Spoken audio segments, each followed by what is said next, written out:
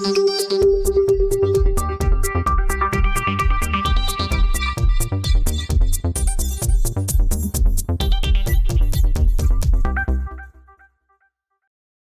welcome to A9 News. This is the Raw Report. I'm Ryan Jackson-Saw.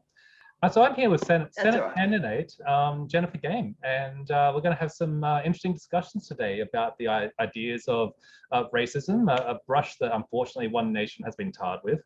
And we're hoping to dispel some of those myths today. And we're going to be discussing a few of the policies that One Nation are looking to bring into South Australia to meet some of its issues. Hi, Jennifer. Welcome to the show.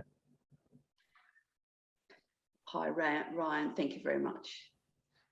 Wonderful. So you're running for the Senate in South Australia. And yeah, we were having a previous discussion regarding an image that One Nation has. And so why do you think that One Nation has been deemed as a, quote, racist party? So I think that it goes back to the time when Pauline Hanson gave her maiden speech, and she talked about skin colour not being the basis of disadvantage, and she talked about all people being equal before the law, and she talked about the immigration at that time. She made the comment that between 1984 and 1996 that 40% of migrants coming into Australia had come from Asia, and that she felt that that was unbalanced. But she also recognised that people who were loyal to Australia and integrated into Australian society were very welcome here. She talked about what Arthur Calwell had said about racism, about the racism that exists in Asian cultures against, white people. And there's always been, I guess, amongst groups, one of the ways to define yourself as a group is to exclude, others. You see that in the playground, and you can see that in adult life, as well. But Pauline's certainly not a racist. And I know that from having worked with her for 5 years, and I know that in looking at who our candidates are. So, for example, we've got Indigenous candidate coming up in the federal election, and we've also got a man who's been born in India but is now an Australian citizen. He's very keen as well. So the people today who like to target us as racist are basically the major parties that have been unhappy to see 800,000 primary Senate votes peeled off Labor and Liberal to go to One Nation. And so I think that it's sort of an easy way to try and stop people from voting for us. But if you go searching for anything that she said or done, you actually can't find anything.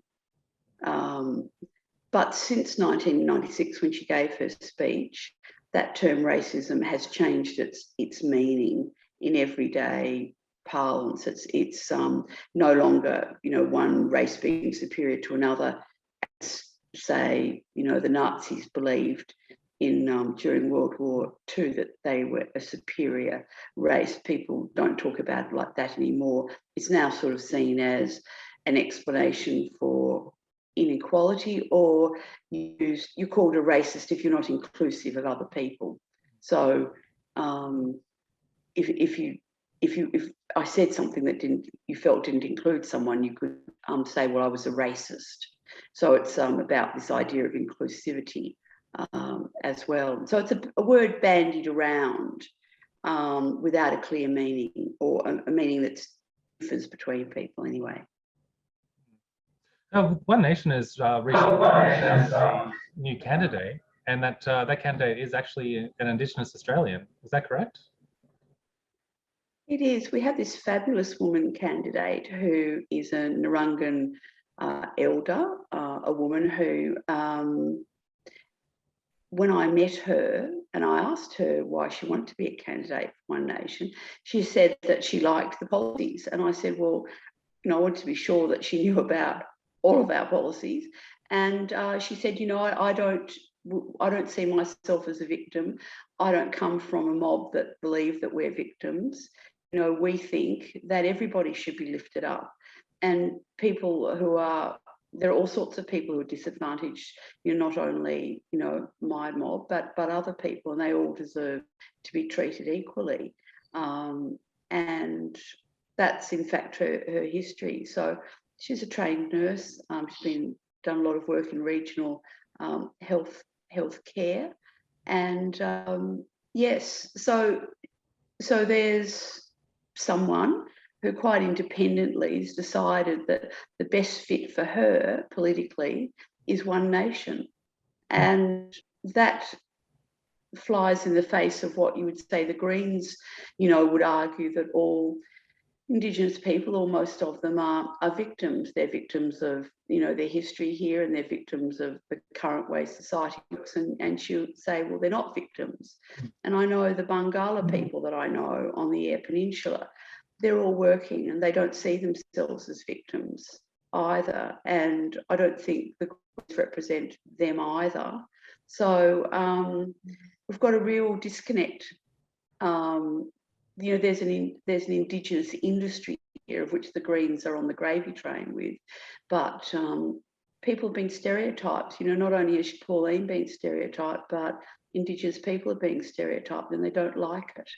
And so it'd be very interesting when our candidate runs in the seat of Grey against the Liberal sitting member, exactly how they're going to campaign against her and her people, who are all throughout that area. So, well, I'm sure the any of the actual racist ideologies that creates this separation of races, of which the leftists tend to cling to, will come out then, and they'll probably be calling her an Uncle Tom and all kinds of horrible things. But that's how people hang themselves, isn't it? When they really show their true colours. yeah. And it's wonderful to see Indigenous leaders stepping forward right now in the political field. I think that now more than ever. It is actually.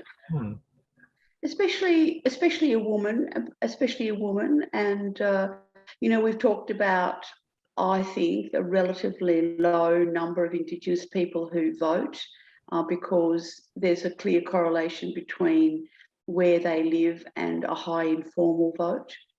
And one of the things that she plans to do is to encourage people to vote, and to vote correctly for who they want. So that would be a real vote changer, because something like maybe 10% of people in some of these regional seats are not voting. And if they suddenly were to start voting, you're going to see, you know, a bit of a different complexion put on things. But for the moment, if you read the newspapers, particularly say the Advertiser here, which is our only printed main paper, they don't even think One Nation's registered really here. You see lots of opinion pieces like the one that Christopher Pyne did recently, who talked about the next state election, and she doesn't mention One Nation at all. And they're just hoping that we're going to go away. And it's not about us going away, it's about the people who vote for us. And if they were smart and they really wanted One Nation to go away, they'd simply steal our policies. But they're not bright enough to do that. Speaking of One Nation's policies, I've been looking over your recently released flyer, and it is very interesting, some of the policies that you're running on. One of those being bringing the power plant back to South Australia. I'm sure a lot of people see the blackouts and the brownouts and would welcome that back. But what are you going to say to all the people that are saying that we're all going to die from a warming climate?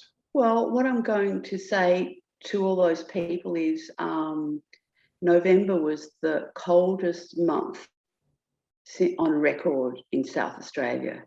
So since 1910, when the Bureau of Meteorology started taking records, it was the coldest month. It was also the wettest month for 22 years. And December's been very cool here, very, very cool here. And the globe there's no one place to take the temperature, obviously, of the globe. It's, you know, it's a combination of temperature recordings, but they are cooling at the moment. So if there's climate change, then that is simply an extension of the climate changing we've had for a very long time. And what the reason for it is probably natural variation as much as anything, because while carbon dioxide or carbon emissions in the atmosphere have undoubtedly gone up, it's unclear whether or not they've gone up because the temperature has been rising anyway, or because they've caused the temperature. So whether it's a correlation or a causation, that's not been identified. And so what climate alarmists are saying is, well, we ought to take Pascal's wager. You know, we ought to be safe rather than sorry, and you know, basically turn the Earth back to pretty much the Stone Age. And I don't think there's the evidence to do that. But if you look at where the money's going, if you just look at it from a cash point of view, there's just a massive cash transfer from developed countries to less developed countries. And there's just so much that doesn't fit in, like, you know, Tuvalu. I'd love to actually go to Tuvalu because apparently it's very pretty, but it's got these atolls. But most people are on this small one, which is about, I think, 400 metres wide, around a lagoon in the middle. And the surface area of Tuvalu has been increasing as the sea level is supposedly rising. So rather than sinking, it's been more land is above sea level. And they know that because they've been taking photographs since the war about that. And all these things don't fit in, but it doesn't seem to matter to people. So, and that's the joy of being a Greens person. You know, you can hold two conflicting ideas in your head at one time and be happy about both of them. You can say that, you know, there's not enough water in Australia, it's very short, and you can still want millions of people to migrate here, even though there's no more water here. You don't want to build any more dams, but you can still want to have 2 million people migrate here every 4 or 5 years, even though you don't want to build another dam. That's an interesting subject. Sorry, we've recently had Prime Minister, he's come forward and said that they want to bring in 180,000 people per year. I believe that was the number. And that is the most destructive environmental policy I've ever heard. I'm sure that he would have the full Green support, though, because they are people that are non-white, which of course is a very popular thing right now. But what's that going to do to our health? What's that going to do to the environmental pressure, and what's that going to do to the jobs that, as we've seen, underemployment has gone up quite a lot in the last few months in Australia? So we say that the evidence is that the higher the number of permanent migrants and even very long stay temporary migrants, that increases the price of housing, and it decreases the availability of housing and renting. And so in South Australia, it was published today that the occupant or the availability of housing is 0.6%. The vacancy rate's 0.6%, or 0.61%, I should say. So it's very, very difficult for people to both rent here and to buy here. And that's, you know, a problem of too much migration ahead of infrastructure, you know, being built. But Alan Kohler recently published a paper in which he said that our high housing pricing is what's actually killed off our manufacturing, because he argues to be able to afford a high house price, you have to pay wages at a certain level, and that those wages then mean that the products we produce are not competitive. And that if in fact 20 years ago we'd stopped foreign purchase of housing here, which is one of our policies, as you know, we would have actually been able to maintain housing affordability and manufacturing. But there's a global shortage of housing. People often don't see that. But there are a large number of homes, particularly in the big cities, that are actually unoccupied. They've just been bought as a safe haven for, you know, a change of regime in China or somewhere else in the world, and they're not being lived in. And I mean, when I lived in Sydney a while ago, and lived in an apartment in the city, I had a view of the building across the park from me, and I noticed that there were lights that never went on in some of the apartments. I mean, never, for years. There was never a light on at night. So, and this isn't one or two. This is a lot. So, you know, we're a party that actually believes Australians first, and that is the people who are here first. So when we've got ramping, because we can't afford more hospital beds, and people have mobile hospital beds with no doctor in the ambulance, what we're doing is just increasing ramping by having more migrants here. And, you know, we need to have the migrants we need here. You know, we're growing at double the rate of any other developed country, including places like Canada, the United Kingdom, and the United States, which have all been settler countries, and they've all done, you know, it's all been to an advantage to have migrants, and I want to see, you know, migrants here, but in the numbers that is in our interests. And, you know, taking large numbers of people from very poor countries doesn't actually help the people back in those countries. What we should be doing is helping people in poor countries develop their own economies so that everybody there benefits. And, you know, that's one of the reasons for nearly 40 years that I've been supporting a child. Obviously, they've grown up, numbers of children now, but I've supported a child in Asia from the beginning to a point where they're old enough, because I think, well, that helps their whole community and it helps them stay with their families and their cultures, and we should be doing more of that. Unfortunately, our foreign aid, you know, we hand over too much of it to government and then we don't know where it goes, except in Papua New Guinea, they spent $150 million on buying cars like Maseratis and Ferraris and whatever. They don't even have the people there to service these vehicles, let alone the fact that they're not designed for the kind of roads and environment of Papua New Guinea, and it's not for the best thing for people. So, you know, I'd like to see more of our aid in the form where we deliver it. You know, if we're going to give medical aid, then send doctors and medicines and whatever, and we deliver it so that we know that it gets to where it's going rather than going to corrupt people. And we know that everywhere. I think China is actually ahead of the curve in that way. They understand that in order to develop a nation and to actually get aid to it, they do it through business contracts. They'll go to a place like Africa, they'll set up vital infrastructure, but they'll do it by making business deals with the African people themselves. And so they're not only putting money into the infrastructure and developing the country, but they're actually making money back as well. So they're helping each other. So a lot of these foreign aid organizations, it's just used to funnel money for tax evasion purposes. We don't really know where it's going. And look at the Hillary Clinton. So the China,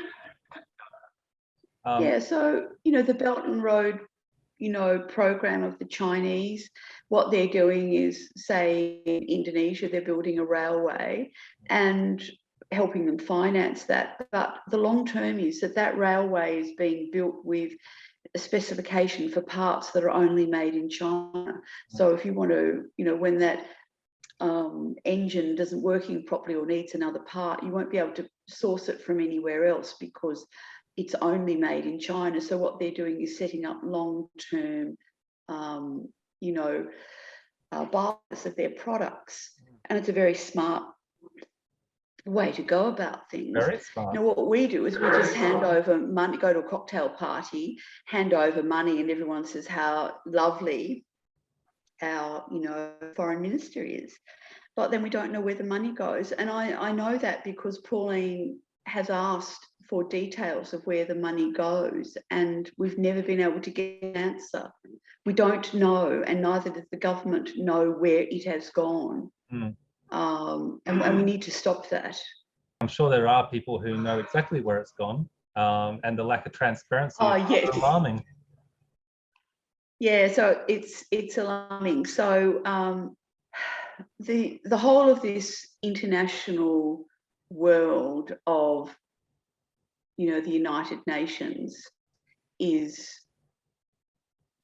all about, largely about meet and greets and bureaucrats. So if you look at the IPCC, you know, the Independent Panel on Climate Change, its forerunner was the International Meteorological Association. It was made up of volunteers and basically the heads of weather services all around the world. But after World War II, they felt that it would be better to have it as a permanently funded body. And people were worried that it would become political and that they wouldn't actually do what they were meant to do. But nevertheless, they succumbed. And today we have a standing group of 200 people who organise an international meeting once every 4 years. But all of the information that the International Meteorological Association had was of no good to them, because they were trying to predict the weather. They were trying to work together across particularly Northern Hemisphere countries to predict weather. And so all the information was perishable, because once the cyclone had been through, well, you didn't want the information anymore, and they got rid of it. So when the IPCC came along and said, you want to know about man-made climate change, because that's the only climate change they're interested in, because that's how they were set up. They don't look at natural variation because it's not in their charter. They didn't have any information. So they went back and had a look at all of these weather services, including ours, and they found that they're all being collected in different ways and over different times. So it didn't suit their purposes. It wasn't showing what they wanted to. So then they decided that they'd have to homogenise the results. So they took observed readings and applied assumptions to them. And every time they did, it showed warming, and always has. Then you had that ClimateGate scandal where these emails were sort of basically hacked. And, you know, there was an email there that showed that the people who were being asked to collect data from China, the weather was cooling. And they said to their supplier, this is no good. We want to show warming. And the supplier came back and said, no worry about that. We'll move south. We'll move all our weather stations south to closer to the equator. It'll be warmer. And they said, good-o. And they did. And so this idea that this, I mean, it's a scandal on an extraordinary scale, but there are an awful lot of people who benefit from it. Even the Paris Agreement, if you actually look at the Paris Agreement, there are only 37 countries that have actually signed on to do everything. The other 160 countries are in a different appendix, and they're all there waiting for money. So the 37 that have signed on to do something, Australia having signed on to make the largest carbon cuts of anybody, they're there. And then you've got people who are waiting. And then the biggest emitters aren't there at all. As we know, China and Russia and India aren't there. So this whole thing is a massive fraud, almost on the scale of what happened when the Catholic Church was selling seats in heaven. You know, they had rogue people selling, you know, pardons in advance for your sins and whatever, and people were buying them and whatever. People wanted to believe that they could do that, and obviously not everybody was involved in that in about the year 1000, in that early period. I don't want to blacken the church's name, but certainly there were enough people to cause a split ultimately in the church because of that kind of conduct. And here we're seeing another fraud on this huge scale. And it doesn't matter that, say, the tide gauge in Sydney Harbour that's been there since, you know, the first fleet, it's not any higher than it used to be. And they say, well, that doesn't fit in. By now, surely. It hasn't gone up. Some of them have gone down. Some of these tide gauges have gone down. See, they were telling us that the water will be up at least 2 meters by now in 2020, and that there would have been like large areas of cities that should have been underwater. That was what they were telling us, and that was scientific fact, and it couldn't be argued. Well, you look at Jakarta, which is, the sea level is rising, but it's not because the sea's rising. The land is subsiding because they don't have a water system in Jakarta. And so they've been taking groundwater for a very long time for a lot of people. And the earth is actually subsiding. And that is why the sea level appears to be rising. And they acknowledge that, which is why they're planning to move the city. But you hear people say, look at Jakarta, it's being inundated with water. Yeah, but the land's falling, you have to. The same story with, unfortunately, the Pacific Islands, and they don't have a lot of land to work with either. But their plate is actually in a slow sink, and so we are seeing the islands slowly losing a bit of land. But you see the Greens, they run around with their hands up in the air saying that it's global warming and we need to save the Pacific Islanders. It's a bad situation that they're in, of course, but maybe there's other things that we could be doing, looking at something more realistic to help them out. There would be people who would argue that we're coming towards the end of an ice age, and that, yes, we are getting, warming, or we're getting some melting of ice as a result. But there's a national park in the United States called, I think, the Glacial National Park. And they've had signs up for years saying, I think it was in 2020, there won't be any more glaciers here in the park. And they had these signs up everywhere. Anyway, the glaciers are still there. They've had to pull all the signs down, and they're not there anymore. So, I did do science after I left school, which is of course in the dark ages now. But if the theory doesn't explain the facts, then the theory's wrong. So there's too many things that don't fit. And that's the thing about science, is that you have a theory, it's a bit of a working idea. If it explains something, that's good. If it doesn't, then people kind of modify the theory and to incorporate things that previously haven't been able to be explained. And there's actually very little that's settled in science, very, very little. Most of it's fairly fluid, and science people know that.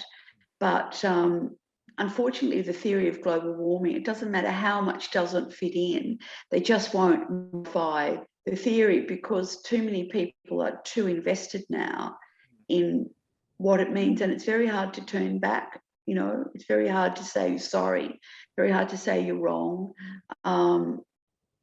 disappoint people, or for people to feel foolish about it. So, for me, I don't know what, if there is climate change, I don't know the reasons.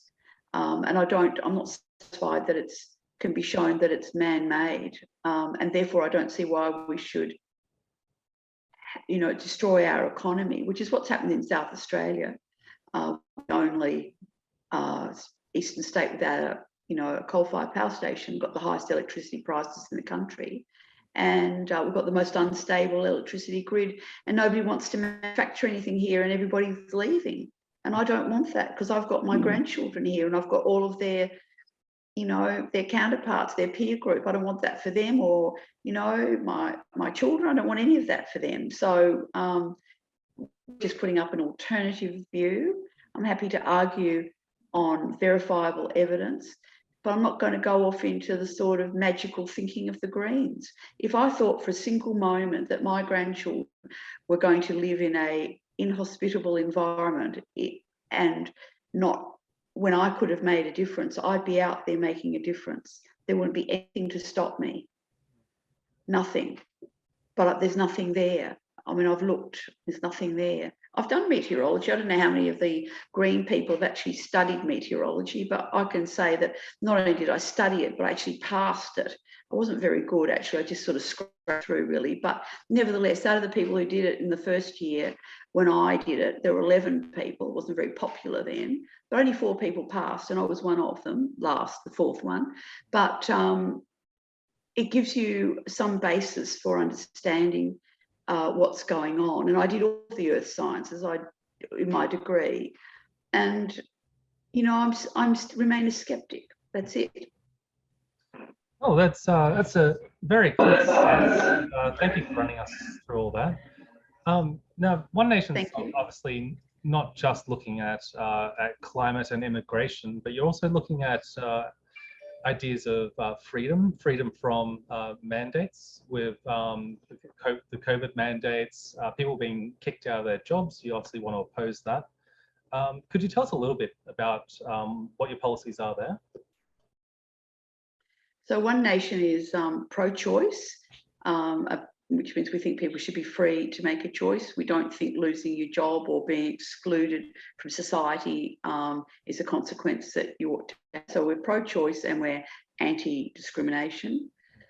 I personally think the mandates that have been issued, well, step back one. In South Australia, and it's mirrored everywhere, there's emergency legislation, and it was set up to allow for someone to take charge during an acute emergency, like a very bad bushfire or some other natural cause. It was meant to be short term, and it would void the need for all of these agencies to go to government, have the parliament decide, and then the decisions made, because the time frame, you know, was felt to be urgent. They were never meant to be used for 20 months of, you know, living under the dictate of two lunatics, or a committee of lunatics that are advising the two here in South Australia. And, you know, we know they're not following the science for two reasons. One, there's no settled science, and two, they've never shown us any science that they've used to decide what they're doing. So there's no science being followed here. And as I said, I would recognise it if I saw it, having been through a, you know, science degree at a reputable place. So we know that. We see inconsistencies. I mean, we've been here in South Australia where you could go to a brothel, apparently in social distance, I might say, and but you couldn't go to a church. So we've all been perplexed about how you social distance at a brothel. Just backing up. So you're entitled to go to a brothel, wear your mask and socially distance, but you couldn't go to church and do the same thing. We, you know, I can remember when I wanted to go to Canberra from here, because the Parliament was sitting, that there was not a single case in the ACT. It was declared hotspot by the South Australian government, and we couldn't go there. But it was declared perfectly safe by the Queensland government, and anyone could go there. So everyone else on the staff was able to go to the Parliament that week, but I wasn't, because it was a hotspot. And the facts were the same. They were identical. You know, you could go on and on about the inconsistencies, but if you are driven by facts and by a coherent theory, then it wouldn't be possible for you to have the level of inconsistency that we've had. It's destroyed people's lives. I mean, I know of a woman who failed to get a basic scanning done as a result of the lockdowns and inability at that time to go and do things, missed her opportunity, got in a backlog, is now dying of kidney cancer. And had she been picked up earlier, she wouldn't be dying. And there are a very large number of people who have missed basic, you know, health checks for men and for women, who in the future are going to have worse outcomes than they should have had. And that's acknowledged by the medical profession. But these lunatics, you know, driven by these case numbers, but if you actually look at the case numbers, and there have been, you know, a global study done on all the serological case reports that have been done that show that, you know, your chance of dying from COVID, if you get it, that is, you serologically got it, doesn't, and they're not even looking at the other cofactors that you might have, like you might be 95 and have a heart condition, but your chances of dying are 0.23% of 1%, 0.23 of 1%. And most of those people were over 70. So for us to have met the consequences we've met for something like this, it's been disproportionate. And we've had a complete abdication of both sides of government, the opposition and the government, really. They've just gone out and done nothing, and they've just stood there every day and reported these numbers. And in the meantime, done nothing for 18 months, 2 years about anything that's important, because that's the only thing that they wanted to report on. And I don't know whether people are going to put up with it, but I'm hoping they're not. So we're in a situation in South Australia where I know of a woman in Clare who was a health worker who had her Pfizer because she was, needed to keep a job. She had an anaphylactic reaction, ended up at the Clare hospital. They told her that she wasn't to have another vaccine. He put in an exemption for her. It has to go through the Chief Health Officer of South Australia. That is, every exemption now in South Australia has to be approved by the Chief Health Officer. You'd think she had something else to do, but apparently not. Anyway, they've got a committee of people who advise her. So we've got a half a dozen expert doctors second guessing the other doctors about that. And she's been given this woman has been given a 3-month exemption from getting another one, and is now sent to a specialist. Now, why do we need to do that? Why do we need to do that? We're not talking about Ebola here, where, if you catch it, you can be dead in 3 days and the fatality rate's 85%. If that's what we were facing, I actually could understand us taking fairly draconian measures, to be honest, because it's so severe. But you've got to look at how proportionate things are. And you've got people now who can't take their kids to see a doctor because they're not vaccinated. They can't go to a dentist. People want to take their elderly parents to who perhaps got health conditions or dementia to hospital. They're told at the door that the sibling, the child can't take them in because they're not COVID vaccinated, even though the parent might be. I think that it's not only the 5 or 8% of people who are not vaccinated and don't plan to be for the moment. I think there must be other people in the community that can see that this overreach is lunacy and needs to be stopped. And the only way they're going to stop it is to get parties with our views, and in South Australia we're the only party with that view, but federally there are other parties, into shared balance of power positions, and that's what we hope we'll do. And that's what Pauline's doing right now, because she's just said, I'm not voting on any of your legislation, government, unless you stop discrimination of people who are not vaccinated against COVID. And the majority of people that I speak to are not anti-vaxxers. These are people who had the flu vaccine, they've had their kids vaccinated, they themselves have been largely vaccinated, but they're waiting for a more traditional vaccine. They don't want one of these mRNA vaccines.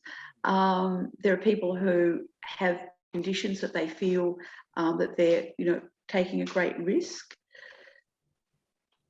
Well, we had the Article vaccine that was is being developed down in South Australia, COVAX 19, a protein-based.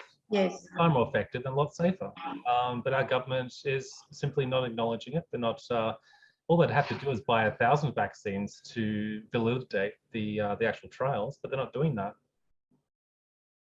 So there's obviously a lot of politics involved in the purchase of these vaccines. I mean, the head of that project, who is a renowned vaccine specialist, he's lost his own job because although he's vaccinated with his own vaccine and he can demonstrate he's got high levels of antibodies against COVID, because it is not on the list, the University Flinders has said we don't have a vaccine that's on the list, so unless you do, you've got to go. And he said, I don't want to get one of those because I don't know how it's going to affect my status, and I'm trying to run my own trial here. But they've just simply let him go.